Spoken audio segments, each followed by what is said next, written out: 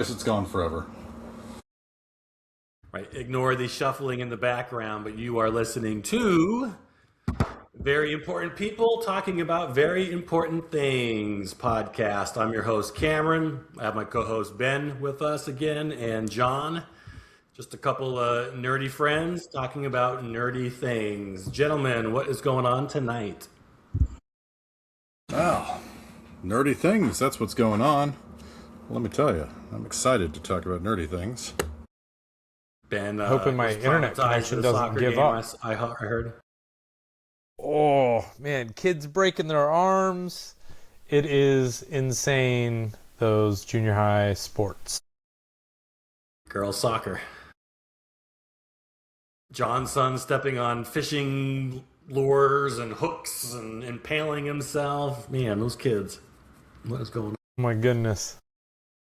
Whoever said having kids was a good idea. Gotta watch out for them. They break. They break. Anything going on lately, gentlemen, since last week? Anything new? Let's see. I just saw a trailer for the new what's it? I keep wanting to call it Section 8. What's the Platform 8? Platform 8, you know what I'm talking about? No. Is this a movie? movie? The movie. Okay, it's a video game. It's a video game. One of those like liminal space type video games. You're like going around a train station, and they're making a full movie based on it. Kind of like in the same vein as Iron Lung. Did you guys watch that? You got the Markiplier movie? Really? Okay, I know of it. Yeah, so a video game, a horror video game. There you go. So it'd be, I think the actual video game is called The Exit 8. The Exit 8. And, you're going through a subway. I guess it would be, I don't know if that's what they call it in Japan. But, you're like going through it. It has things happening. You know what? I would compare it to what was that video game? The Silent Hill trailer video game. What was that one called? The one that was on the PlayStation where you couldn't get it anymore. I still have that on my PlayStation 3. So it was kind of like, I know, you lucky bastard. Look at you. Look at you. You managed to keep a piece of lost media that you can't get anymore. I think it's a little bit sad the way like something like that can just be like taken away. Like it's terrible. It's like a Silent Hill choose your own adventure type of thing. What the heck? Wait, did you never did that? I'm not a Silent Hill guy. Okay, so they were making a new Silent Hill game. I think that was going to be Hideo Kojima doing that or something like that. So they had Hideo Kojima working on this new Silent Hill game, which they released this mini video game, which the name is escaping me right now. Demo? Yeah, it was basically a demo. Okay. Like. Yeah. But the gist of it is that you were walking around this house over and over again. It was like a loop of this walking around this house. Like a hallway. You couldn't get out of the hallway. Yeah. And then the whole thing, the whole thing ends, and it ends up you're actually, what's his name? Daryl from The Walking Dead. And, like that actor. And, you're in Silent Hill. So the point being is that, it was a whole lead up to Silent. But the video game never got made.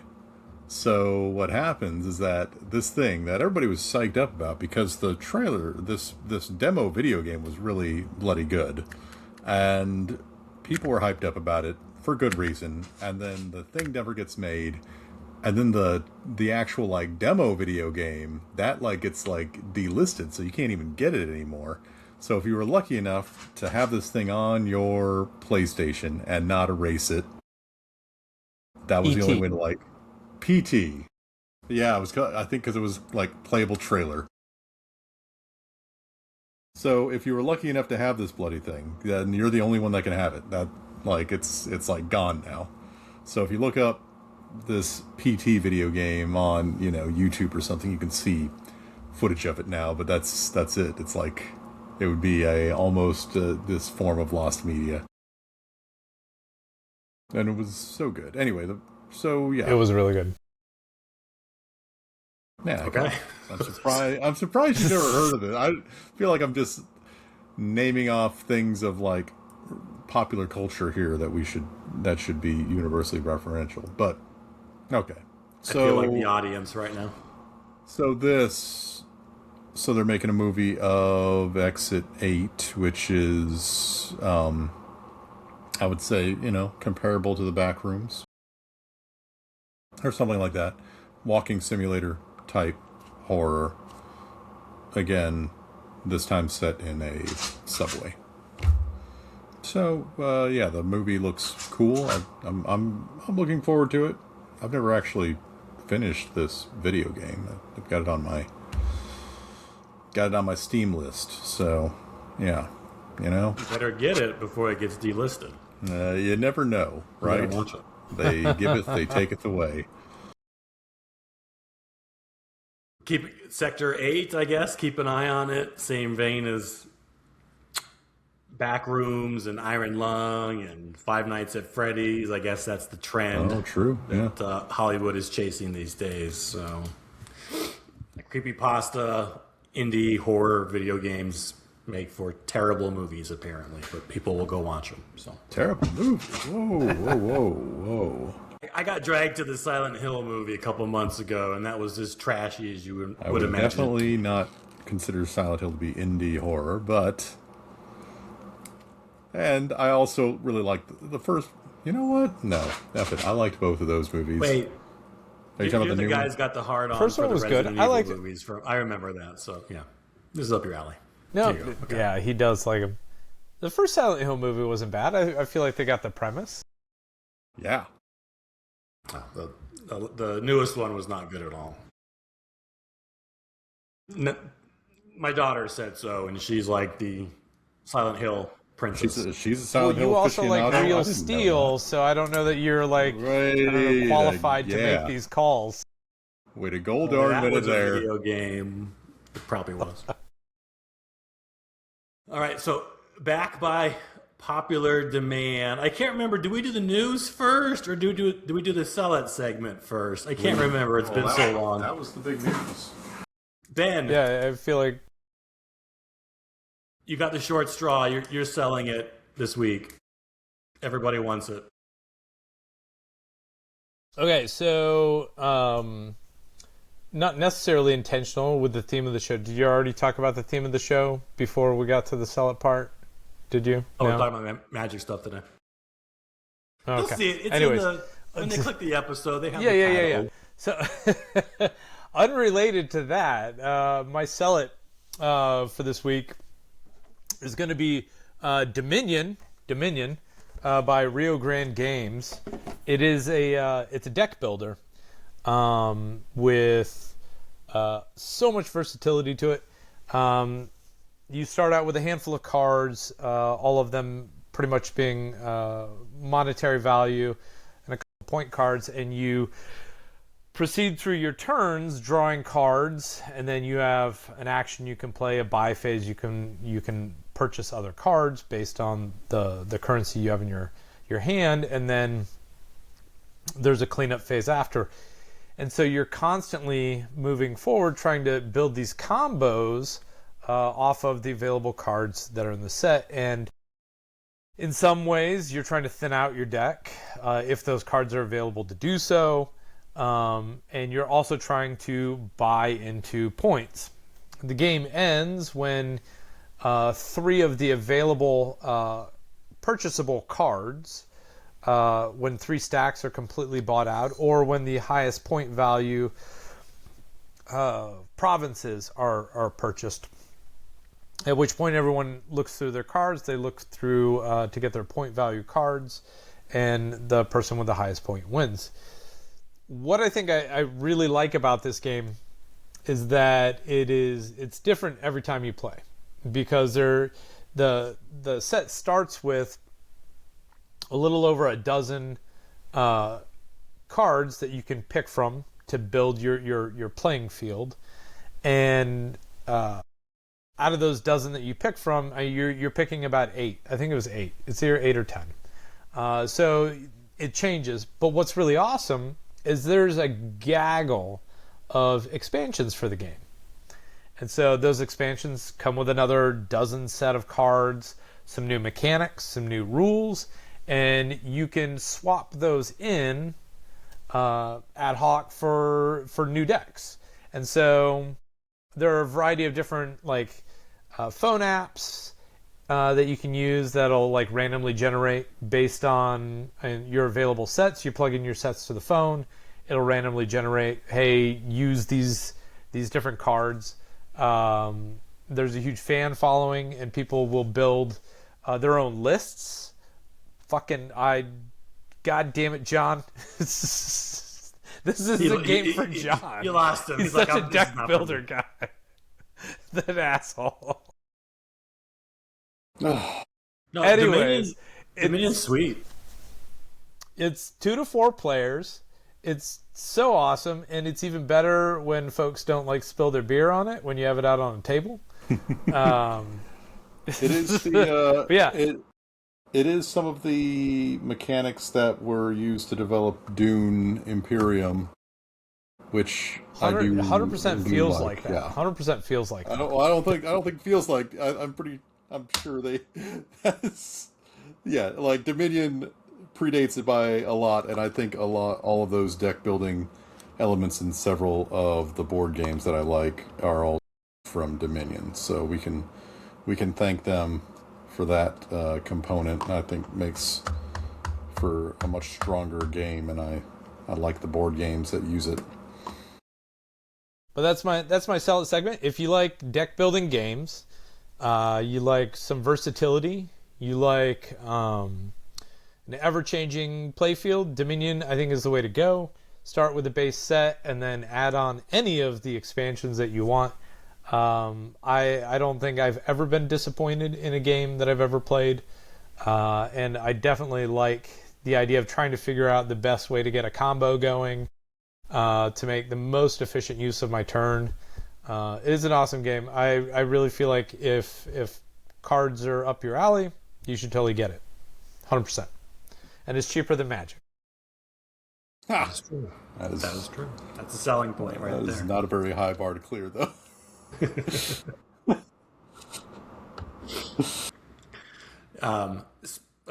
Dominion is awesome. You introduced it to me, Ben.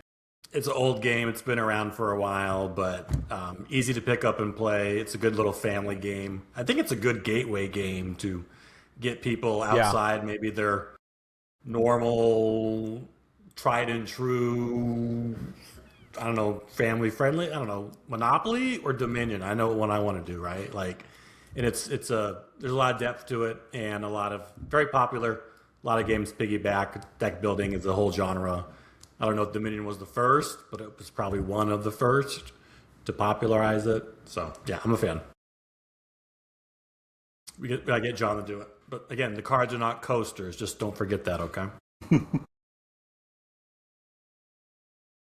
Speaking of card games, speaking of Magic, no, we're not getting to our favorite Commander decks yet. I did want to talk about Secrets of Stryxhaven. Gentlemen, since we were all Magic degenerates, as people will find out shortly if they don't know it yet, have you seen any of the spoilers for the new set?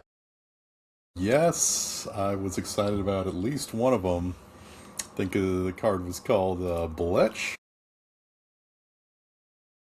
The Pest. I just saw that today. The Pest. I was like, oh, my friend, you would be perfect for my deck. Wait, my bug and pest deck that I think there was one I was playing before where I was complaining because it sucks so much. It needs some juice. Not a tight deck, but let me tell you, that guy matches. So I might get a copy of that boy. Ben, you taking a look at any spoilers? A little bit. I mean, I don't know that there's a particular card that sticks out. I think the set just in general looks like really, really cool. I will probably pick up one, if not both, of the damn Commander decks because I don't have the kind of free time to build decks the way some folks do, and I think Commander decks nowadays are like tight, coming right out of the box. So it's for kind of a casual guy like me, I think picking up some precons definitely the way I'm going to go. But I think the set itself, it might drag me out for a pre-release if I'm available for it. So. Uh-oh. That's next weekend, by the way. Oh, Get it boy. together. Get it together. Wow, that never happens. If you don't know why you're listening, this is the whole episode now is just Magic going forward. Stryxhaven is like the Magic Harry Potter sets. They had one before. They come back. There's these different schools of mages. The game's freaking called Magic. It kind of is a no-brainer. And they're returning to the plane is what they call them. I am pissed. I'm calling my shot right now. This set is busted, and that's why I wanted to bring it up, because not once, but twice, this is breaking like the golden rule of Magic, and the set is audacious enough you don't to like do the this prepare twice. mechanic? No. Oh my goodness. So in Magic, anytime you're able to get free, repeatable resources, those are always the cards that seem to get banned.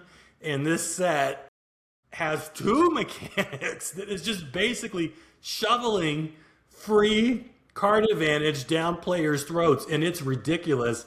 I am expecting bans to come from this set because it just looks incredibly abusable. I said the same thing about some of these Arcane things. as a mechanic. Arcane is broken. You get free card advantage whenever you play Arcane cards from Kamigawa. Look, I'm just saying. You gotta watch out every single time. Fucking Kamigawa. This is the reason that I have all of my Kamigawa cards. I feel like at some point they're gonna get cracked. Cracked, I tell you.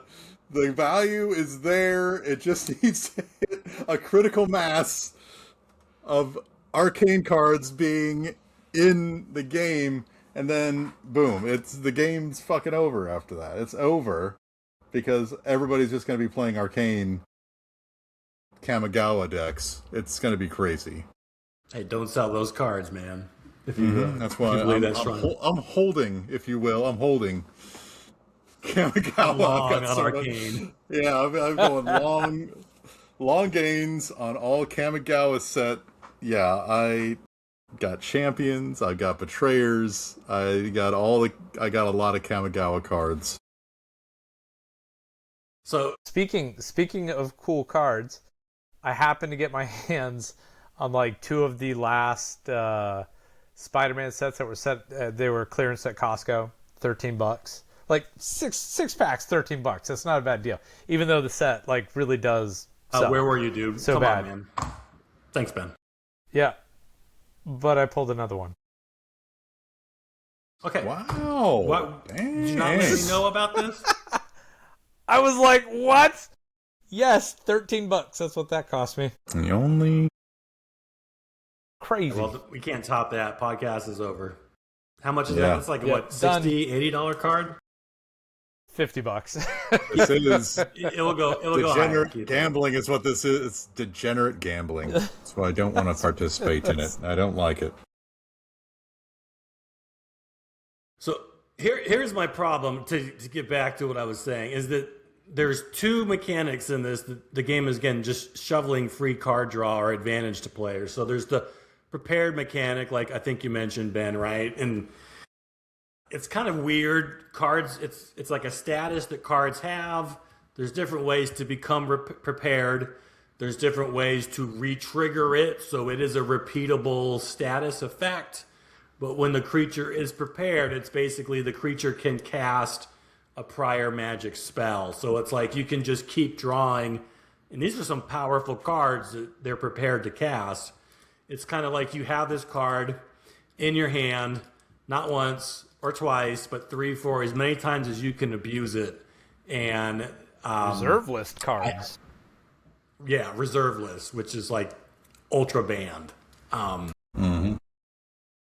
And they're not always great at testing things these days, and I think it's just waiting to be broken, because when you can rely on, again, having the same card over and over, takes variance out, it can be tough to deal with. I'm sure there's crazy combo material in there. Right?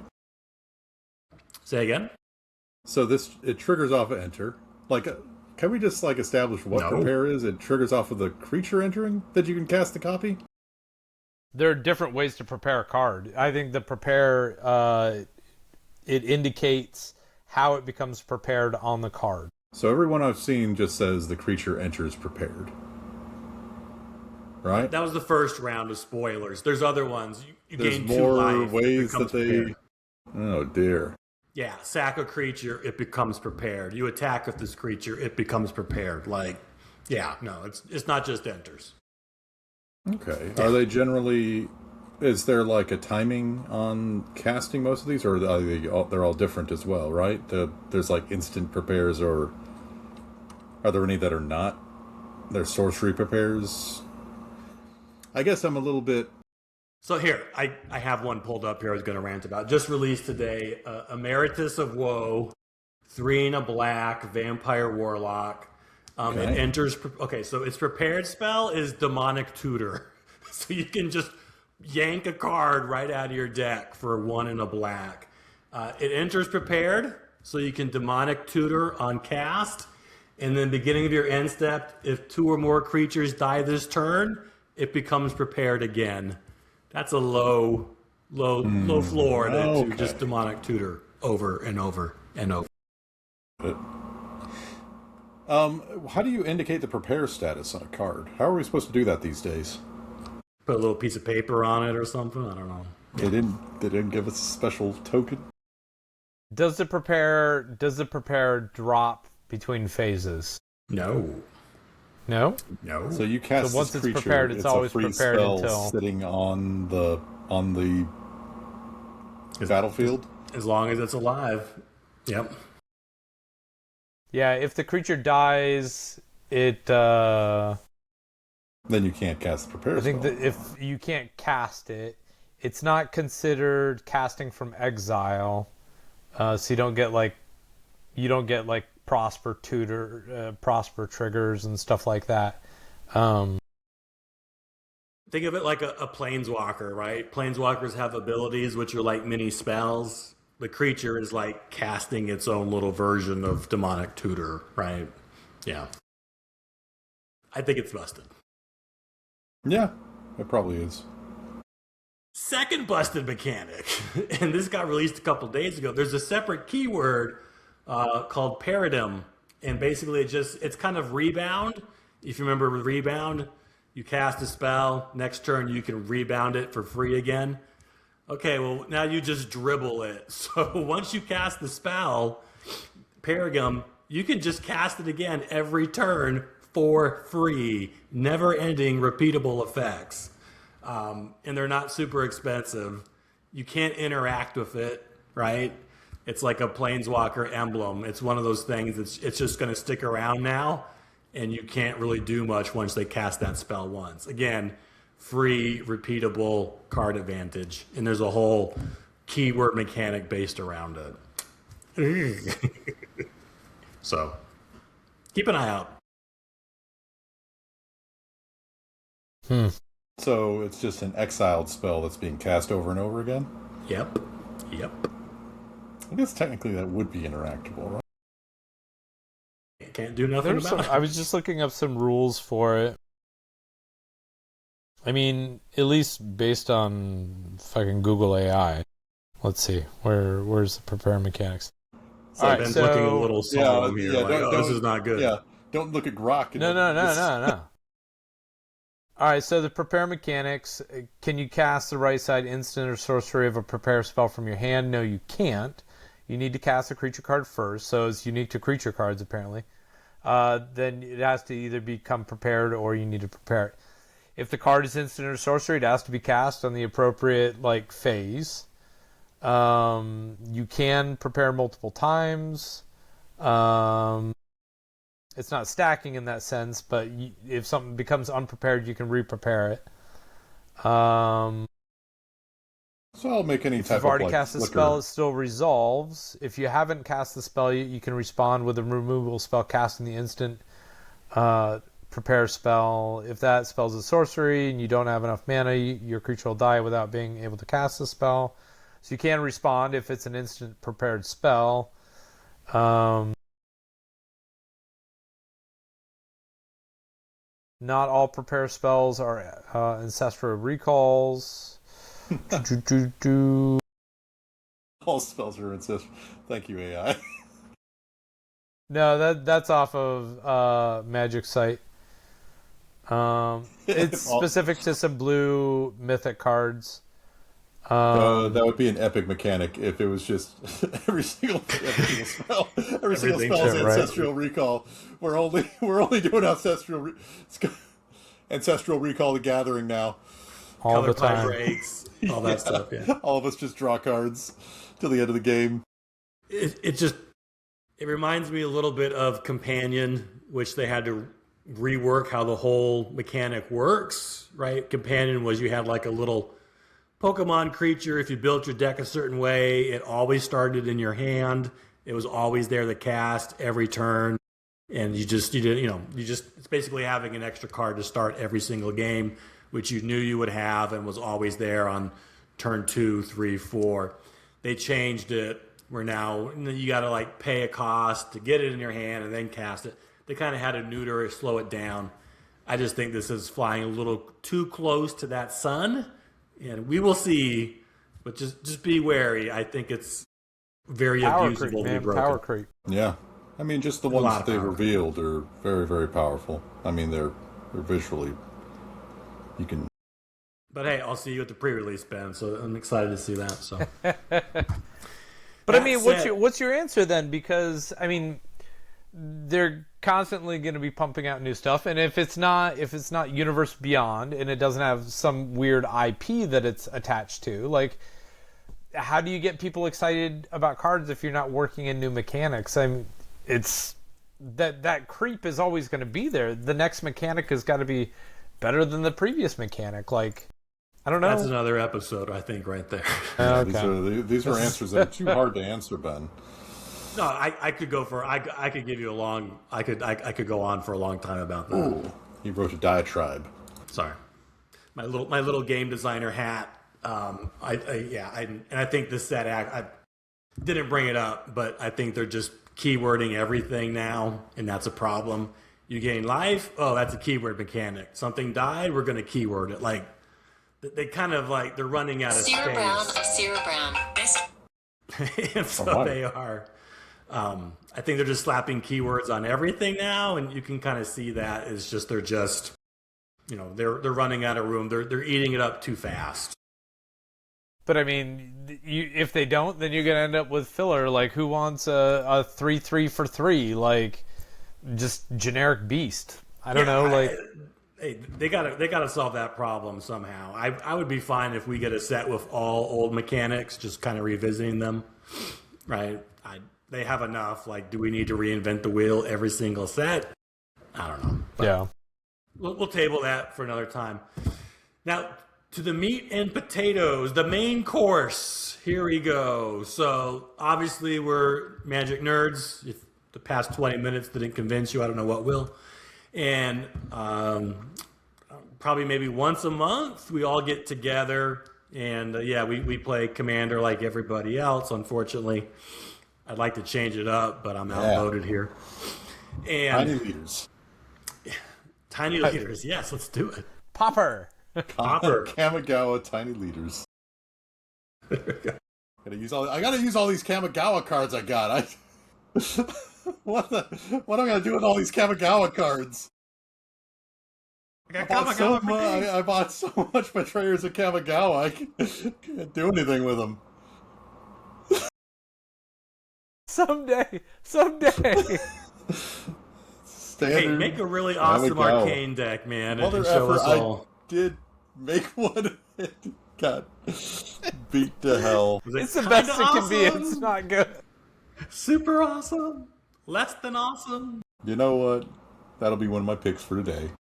Well, hey, maybe you could share it. So thought it'd be fun to just, I don't know, share some of our favorite Commander decks, some of our builds. I think our play group's big enough. I think we got a little bit of variety in what everybody brings to the table, and there's some niche command. Anyway, I just thought it'd be fun to share some stuff. So I know you guys like to draft positions. Hey, guess what? I rolled beforehand. Ben, you are starting us off tonight. Give us your first pet Commander deck, one of your fave decks. What's something you like to bring to the table? So, like I mentioned, I don't know. I'm basic. I buy pre-con decks. I don't have the time or card library or willingness to just like throw redonkulous amounts of money at cards. A pre-con deck that I come back to often, and I've made some changes to it over time just to add some things. Kadena, the Slinking Sorcerer. It's my morph deck. So you got a 3/3 for 4, black, green, blue. First face down creature spell you cast each turn cost 3 colorless less to cast. So you're casting your morphs for free. Whenever a face down creature enters the battlefield under your control, you draw a card. So like built-in card advantage, which is fucking awesome.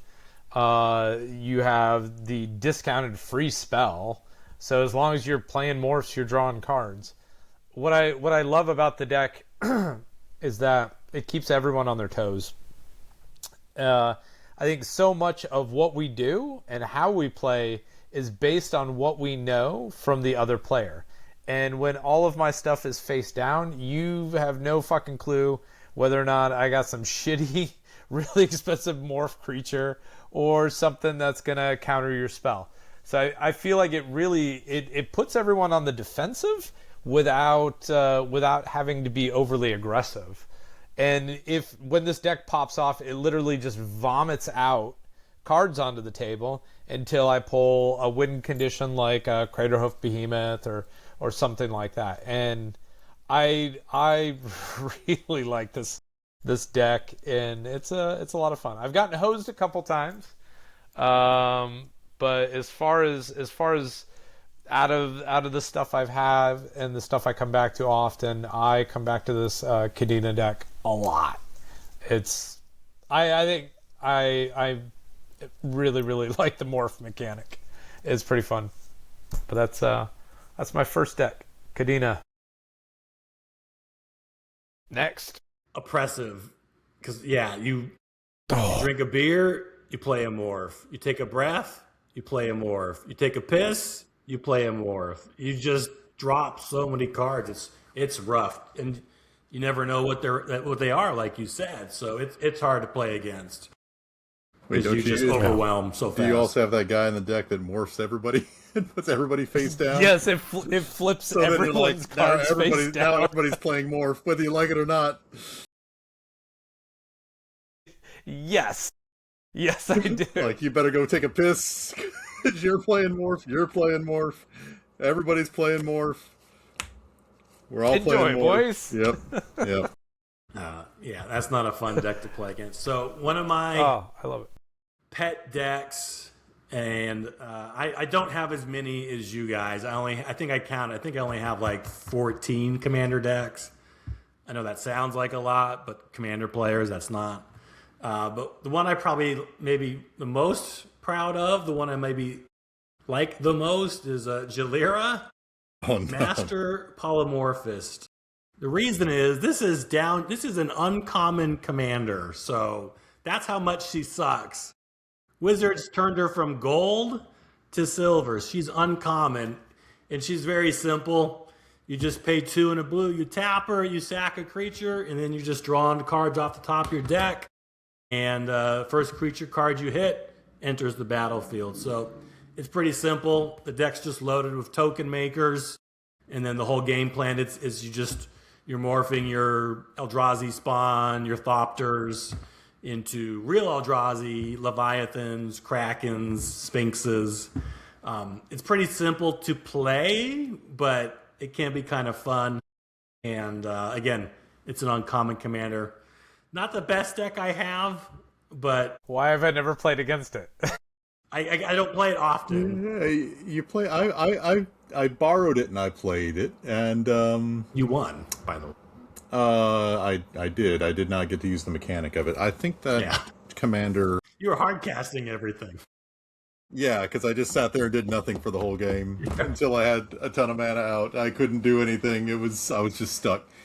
I thought that would have been a way more fun deck. And this is I usually would not say this, but if she was just not mono blue, my god, that I think she would be much more fun to build a deck around. But I see where you're going with that. I like that type of she's cool. Yeah, mono blue hurts. There's not the best creatures. Over time, it's not bad. Anyway, it's not bad. But anyway, it's quirky. She doesn't get enough love, and so she's my dark horse all the way. John, what's your first one? You thought I was lying, but yes, I would say Okagashi, the Vengeful Kami.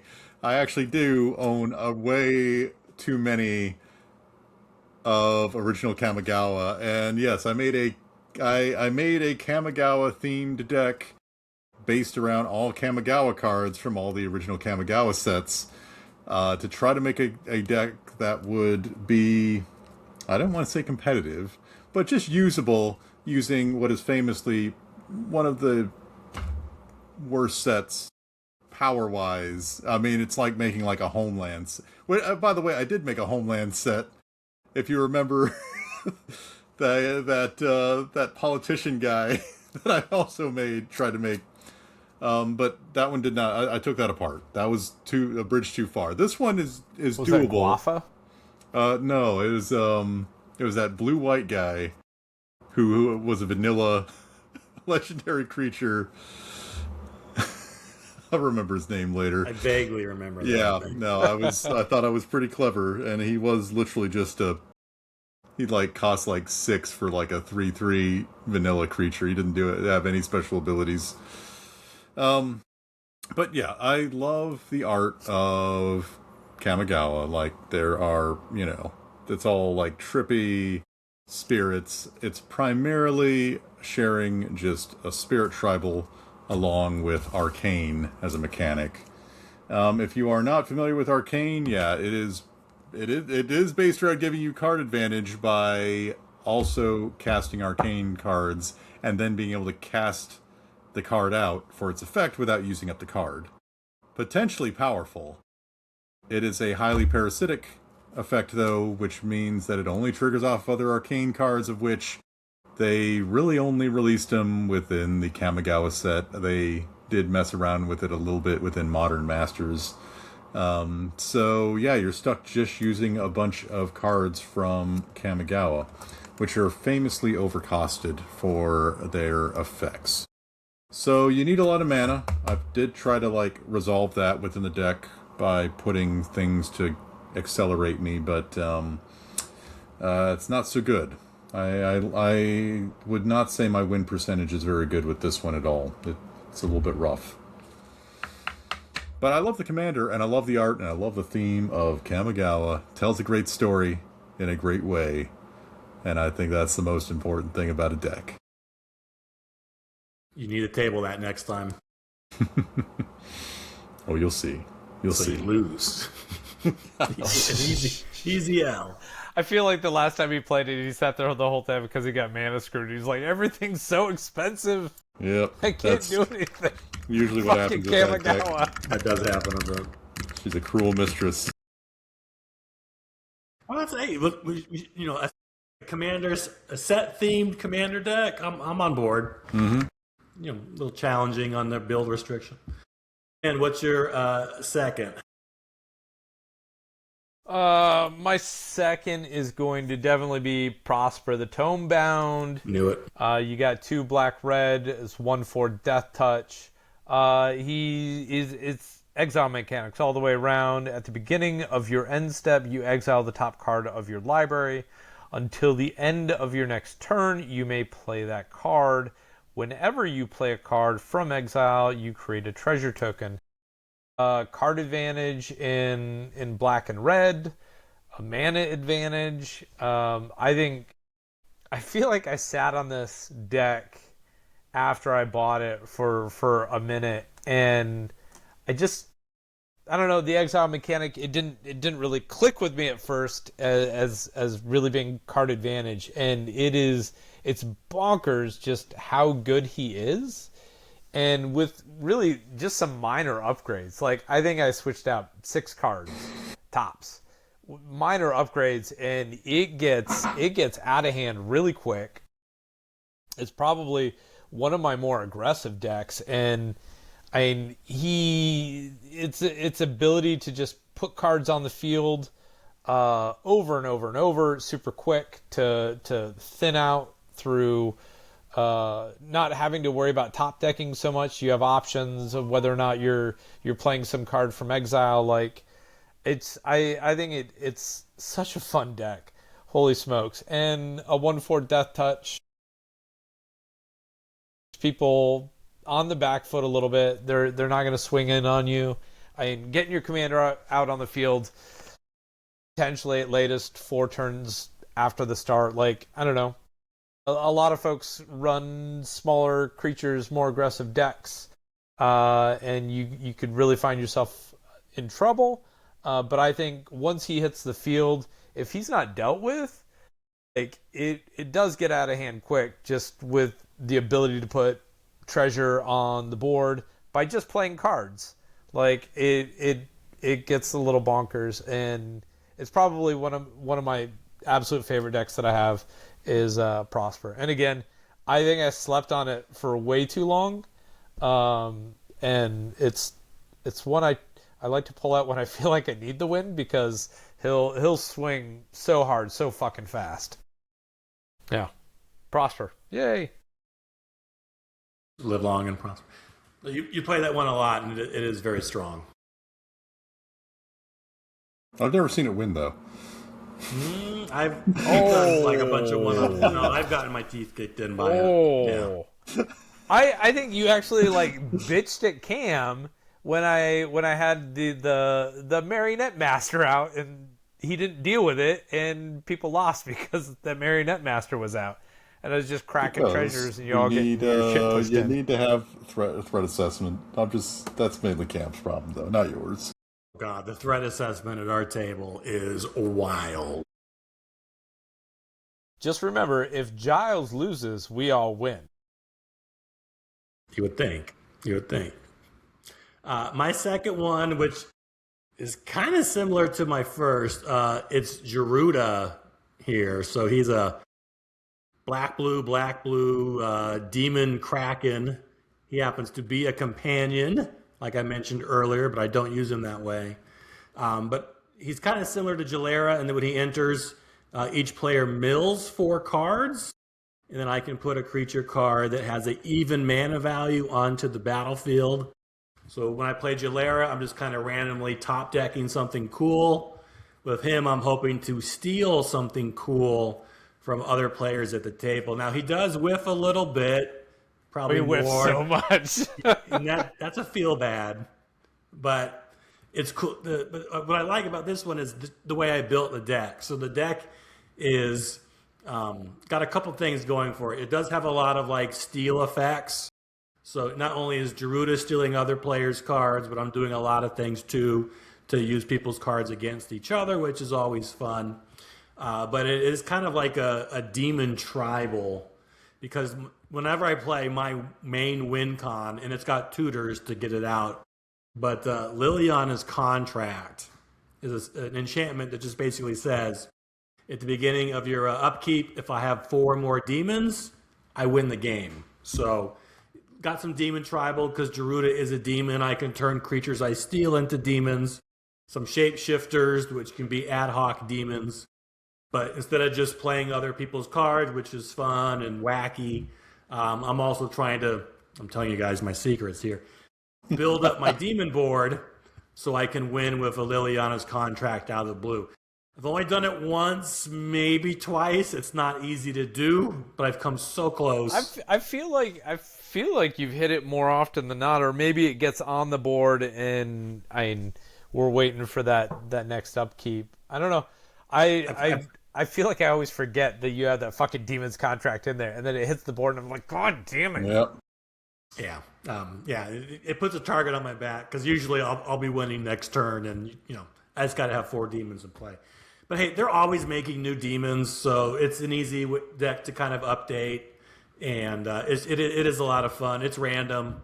It's not super powerful, but when it hits, it feels good because I'm usually beating people with their own cards. Who doesn't like that? All right, John, number 2. Give us a deuce. Number two. I do like this deck a lot. This would be my Ojutai Dragon Speaker deck. I like this one. It's a bird. Of course. Now, that's only one part about him. The other important part is that he's a partner, which allowed me to get a second bird to be his partner. So I was able to get 2 birds as a partner. Right? We got Ojutai, a larger bird with a smaller bird sitting on his shoulder. And then the whole deck. You always it's remind just us. based around birds. I'm very proud of this. I've got spells that run the gamut, but I made sure that all the spells were all bird themed. So yeah, I've got some card draw spells like Winged Words and Airborne Aid. I've got some removal spells like Peck Their Eyes. I then try to hit it with a little bit of my big splash spell. I think in this one is Dovescape, because then everybody's spells only make birds from then on. So now we're all playing bird decks. It's so miserable. So I could force everybody to play birds from then on, and we can all there's just birds everywhere. I love it. It lets me hit theme pretty easily, and I love having 2 birds in one stone. In one deck. Yeah, 2 birds in one deck. Yeah. So yes, that would be the reason I like him over other bird commanders that would be possible. It can be a little oppressive, yes. Surprisingly so. And it's quirky. You gotta love that. So good job. Mm-hmm. Good job. Mm-hmm. I know you're very proud of that one. All right, Ben, number 3. Oh, number 3. All right, another precon. Another one that I kind of slept at. Funny story. I originally was buying. I bought 2 decks. I needed to buy a deck for a birthday present. For my nephew, he also plays Magic. And so I bought 2 available decks that were at the store. I let him pick whichever one he wanted to grab, and I just took the other one. And again, it just kind of sat because it wasn't something that I was necessarily like, oh, I gotta go get this deck. And after cracking it open, kind of going through it and doing a couple small upgrades, Dahada. Binder of Wills, Planeswalker Commander, which I feel like I'm probably the only one out of our play group that does Planeswalker Commanders. Am I wrong? No, I think I'm the only one. I have one, but I don't play it. Yeah, Cam uses that. Saheeli. Red, that red-blue one. That's the Healy one. Yeah. I haven't played her in years. That's the one where you ultimated and then I stole all your creatures the next turn, wasn't it? And I beat you with it. There's a reason. Yeah, I don't play this one. Anyways, Dahada, colorless, red, white, black, for out the gate, 5 loyalty, +2, and you up to 1 target legendary creature gains vigilance, lifelink, and indestructible until your next turn. So this is a legendary matters deck, which in Commander, that's pretty easy to do. It's pretty easy to do.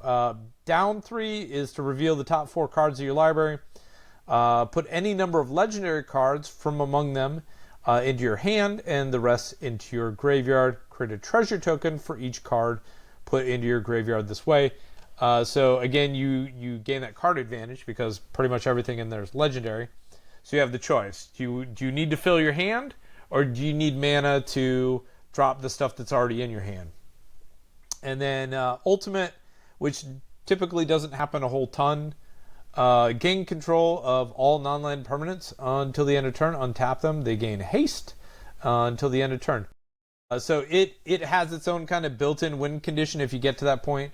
I feel like every time I start to climb that route, it definitely puts that target on your back. But I mean, you throw in legendaries like Odric, who then passes on the Vigilance, Lifelink, Indestructible that Dahada gives. I think there are a lot of cards that are in the deck that really do a good job protecting your Planeswalker, and then just absolutely wrecking face by being as aggressive as you can be, because I mean, you're always throwing your biggest creature with Vigilance and Lifelink at someone. So I mean, there's no real downside to it. Vigilance, Lifelink, Indestructible. So there's no downside to never be attacking, because you're always going to gain something from it.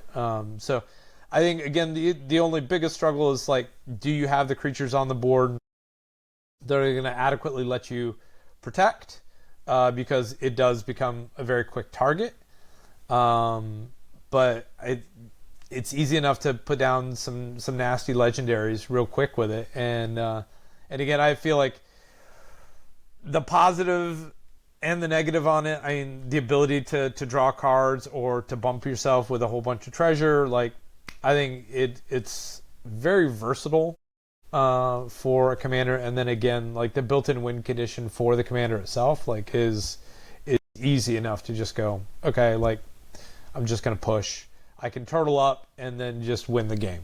Like, those are options for you the entire time. So Dahada, Binder of Wills, definitely going to be my third favorite. I play a lot of black and red, apparently. A little bit of blue. A little bit of green. A little bit. Maybe. A lot of black and red, though. Anyways, there's my number 2. You've been playing that a lot more recently, I've noticed, and I didn't even know that was a commander, but that's right up my alley. I'd probably play that if you didn't call dibs on it first, more or less. So, plus dude, play it. I don't have that pre-con, but yeah, that'd be fun to build around. I gotcha. So, my third. So was sick and tired of getting beat down all the time because everyone's got a Haymaker deck, and I kind of felt like I got left behind, as is usual with your commander play group. So I decided I need to up the ante a little bit. So I did want to make something pretty powerful. And like, what do? I just build with basically the cards I kind of have. I have a fair amount. But my third one, I would say, would be Feather, the Redeemed. Oh my god! That's a miserable deck to play against. I don't like that one. It is a miserable deck, and as soon as you play it, you are number one target on me. Yeah. Like, as soon as I see it. Say it. I will come after you. Threat assessment, be damned, you are the threat. Like, I fucking hate Feather. Yeah. So bad. This is warranted. So Feather's notorious. I just built her semi-recently. Anyway, she's been around for a while, but unique ability. She's an angel, Boros. So my favorite color combination and probably my favorite tribe. And her ability basically says if you ever cast a instant or sorcery that targets a single creature you control, return that instant or sorcery to your hand at the end of each end step. So Feather, you just load up with targetable instants and sorceries to target your own guys. I mean, you could bolt your own guys if you wanted to, or shock them. I don't know why you would. But basically, that card comes back in your hand so you can repeat and rinse all the time. It plays kind of like a blue deck. I mean, first of all, let me say this. It is not optimized. It is, as much as you hate it, it is not a killer Feather deck. Because I built it with a heavy Boros Angel sub-theme. So it's just chock full of angels, and then whatever good like instants or sorceries I have, I kind of threw them in there. But the way you play it, if you're not aware, or the way you should, the way I do, is you get some kind of protection in place give Feather hexproof, give her indestructible, and they're usually cheap 1 or 2 mana spells. And so you don't play Feather until you can protect her. And once you do, you just hold up mana, and she's freaking hard to get rid of, which is the point.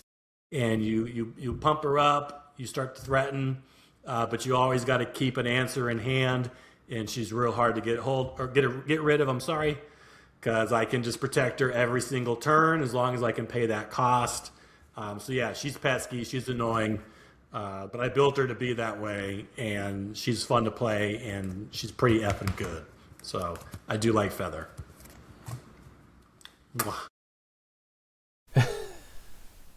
I just like what is the optimal way to deal with it? Because like I see you play Feather similar to the way you play your Vraska deck. Like you wait until you have those protections in hand. Like so I mean you can't play Graveyard Hate because the stuff never comes to the graveyard. Target someone else. Just leave me alone. Fuck. Make you discard your damn hand. Yeah, maybe. Yeah, don't really like that, but it's what it is, right? She only comes out when I'm getting salty. John, what's your number 3? Well, you guys knew I was going to choose this. It is one of my favorite decks that I built, but I don't get to play it very often because Ben likes to use it instead of me. But this would be my Xantia deck. Yeah, I'm pretty sure Ben's used this deck way more than I've ever gotten to use it. What? No, just because you give me Xantia doesn't mean I'm using your deck. So Xantia, I thought the character was cool when that came out. It's a neat Magic the Gathering character. She is the sleeper agent from the Weatherlight saga. She is a Phyrexian that looks human. But as a card, yes, does some unique things. One, you do give her to somebody else, which I think is also kind of cool. She is literally a sleeper agent. She hurts the person that is controlling her. She attacks other players that are not you. She's a relatively big creature for the cost of her, and the way that she hurts the other players is that she can also be paid for to draw cards, and whenever she does so, she damages the person in control of her. So she does a lot of asymmetrical warfare for you. Now you got to keep her alive. I've got some things in there to do so. Stuff like give her shadow so she can't easily just be run into like a blocker or something. And then on top of that, the rest of the deck is all built around a meta that may not exist with us right now, but when I used to run my Magic the Gathering club, the thing that I had several of the players, I saw several of the players doing, which annoyed the hell out of me, was that we had several people playing mass board wipes and heal all the time. So there was just a constant warfare of nobody dying and the games lasting too long. So I built it all around stopping people from gaining life and also just causing symmetrical loss of life that was hard to avoid. So it's got stuff that will just punish everybody on the board, including myself. I wanted to make sure that throws off the threat assessment a little bit, because all of my cards also hurt me, which means that people would have to judge whether or not they can take out the components that are forcing the end of the game to come faster and faster and faster. So yeah, it makes for faster games, just the deck being played, which is actually my main thing I like about it, because I don't like a long Magic game at all. I think I do stray towards... no, who am I kidding? I don't play aggressive decks, but I do play decks there where I am trying to make things happen, I feel like. You like to meddle. You meddle a lot. You meddle a lot. Yeah, test my metal. Yeah. No, that deck's awesome. I definitely like Xantia because it moves the game along immediately. Like, immediately. There's threat on the board, and it's aggressive. And yeah, I think out of the decks you play, I think it's the most fun to play against. I think, again, to your point, like, it moves the game along, so it's not a long game.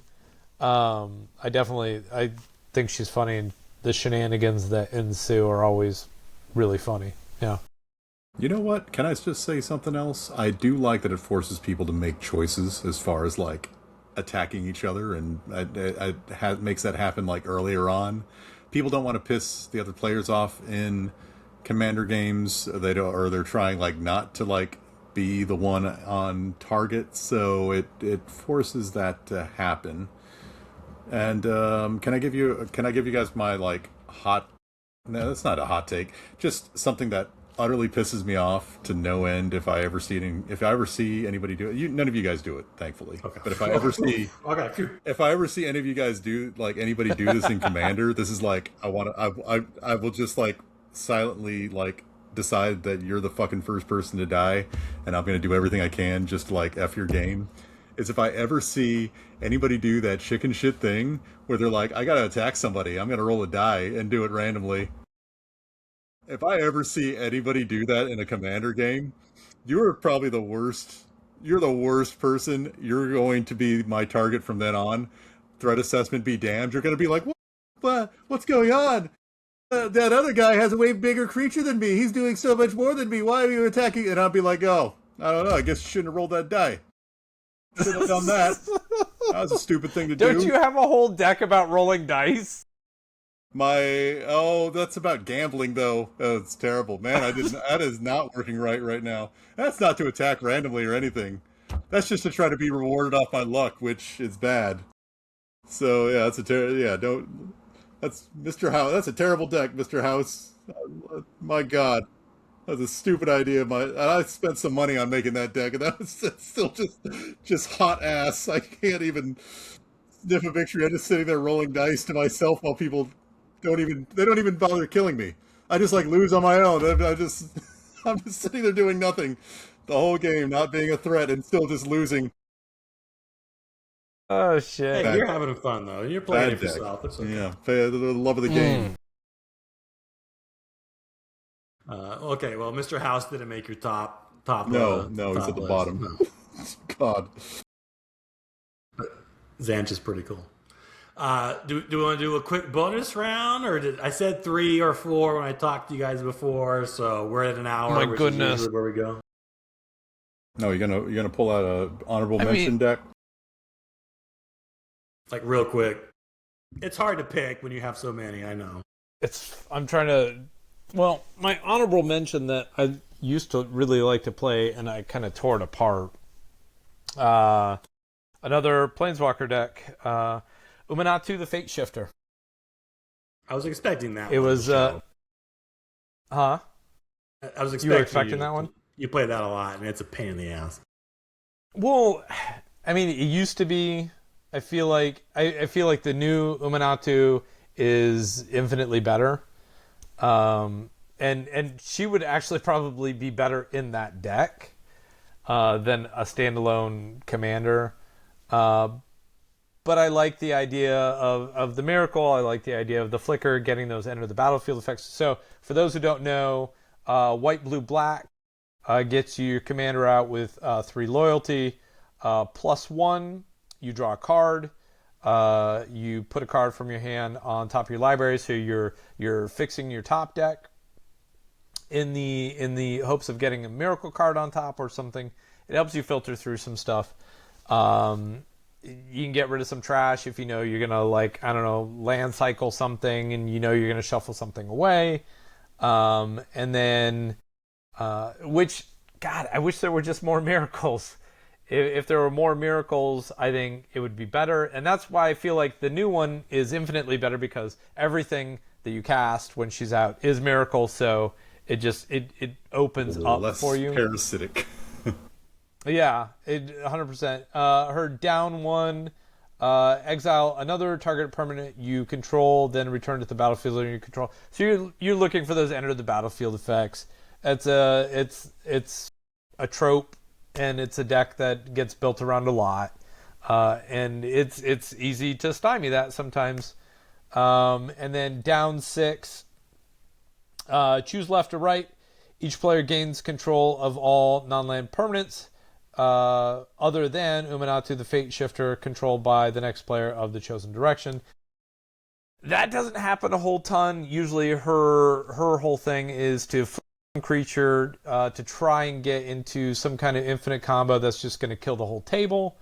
There are some cards in there that if I can get into a one-on-one situation, I can just stop you from attacking. There are some fun things in the deck. It got to the point where I started swapping out too many pieces every time I got some new cards. I'm like, oh, this would be great in the deck, and I'd swap out another part, and it got to the point where it didn't work anymore the way I wanted it to. And so this is one of the cases where I started to kind of like look over some similar deck lists, look over some things that people recommend for it, because I thought it was a really fun Planeswalker commander. It was my first Planeswalker commander.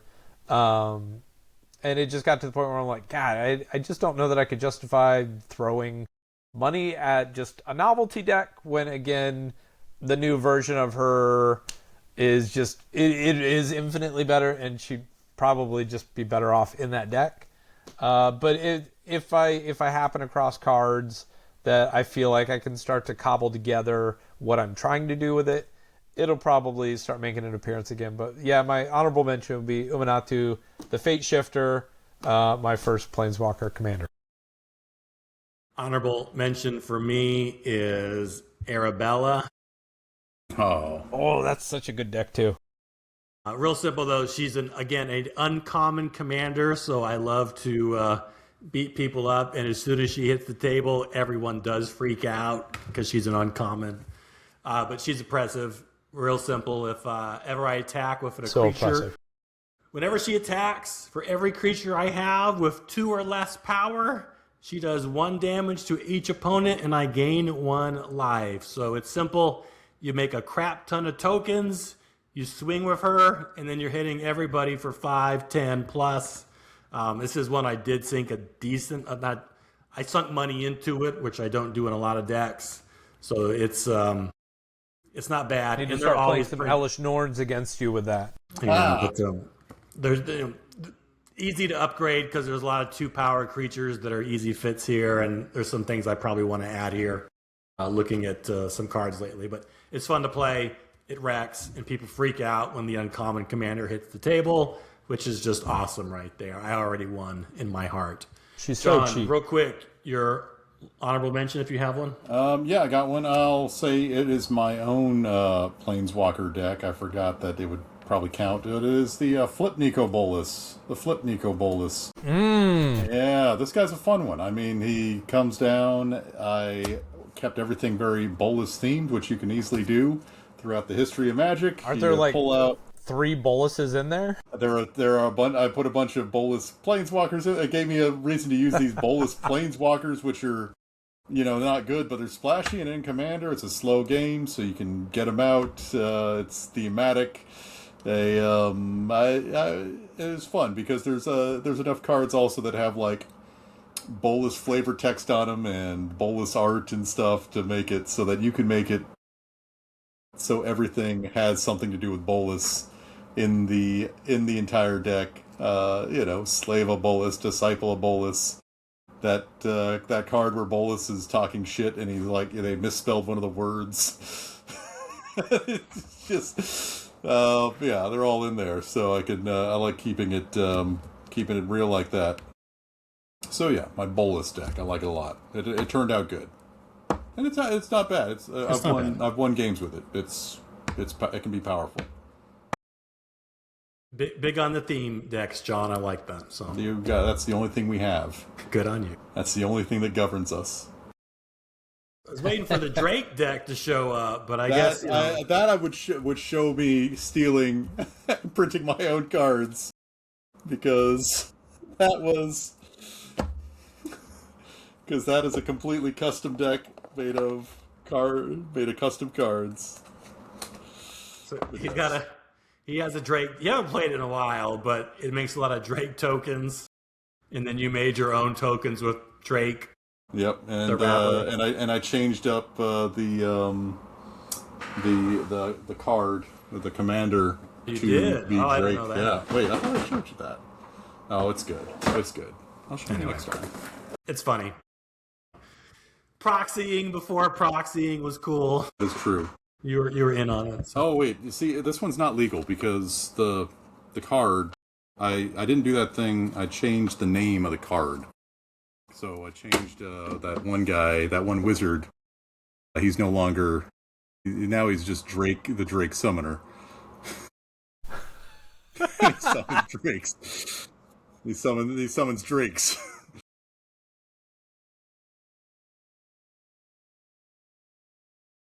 So yeah, that one's a cool deck. I don't want to. That's too much mojo for one episode of your podcast here. I can't. Who's his nemesis again? I can't remember. Kendrick Lamar? Yeah. If somebody busts out a Kendrick Lamar, Underage girls? I'll be like, oh God, I can't compete with this. I give up already. Not like us, baby. Not like us. Universes Beyond. They'll go there sooner or later. Remember a minor deck. Remember Def Jam Vendetta? Def Jam Vendetta. Oh wait, the game? The wrestling company lost the WWE license, so they're like, we'll just do a rap theme thing. I heard. Wait, was Drake in that one? Hip hop magic set. It's That'd coming. Be cool. That Just would wait. be. Oh my God, that would be cool. It will sell mad crazy, son. Come on now. Get the WWE license going. Oh, then we could just play. What's that card game Dave brings over? Raw deal. Raw deal. Raw deal. Raw deal magic. Not a fan. Raw deal magic crossover. We can make that happen. All right. That'll be next episode. We'll do our call our own shot with Universes Beyond. Yes. Not too many ideas, not enough podcasts. Yeah. But we are out of this podcast, so thanks for sticking around. Hey, let us know what's your favorite Commander deck in the comments. Yeah, that's what you're supposed to do. And follow us on Spotify and YouTube and the iTunes store. Anywhere you find quality podcasts, we're hiding beneath them. Please. In the shadows, in the cracks. So, Ew. oh, hey, it is what it is. Calling a spade a spade. This is VIPTAVIT, and catch you later. Adios.